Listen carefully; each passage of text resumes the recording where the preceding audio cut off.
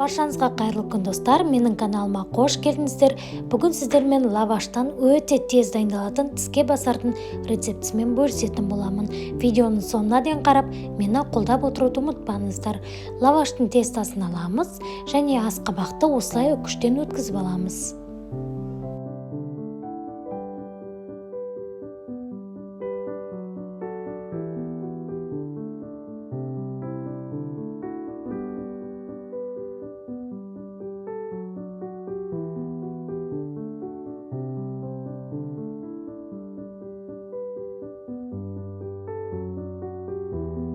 Қолымыздың көмегімен асқабақтарды осылай видеодағыдай жайып шығатын боламыз.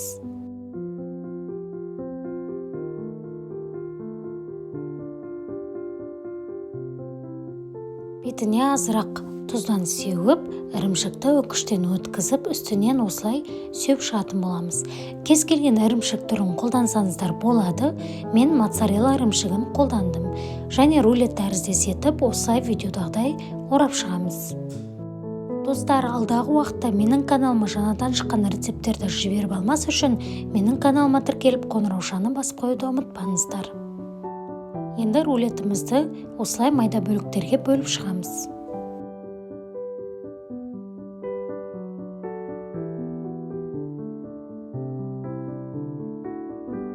Пешке қоятын ыдысымызға салып, 170 градус қызып тұрған пешке 15 минутқа салып пісіріп аламыз.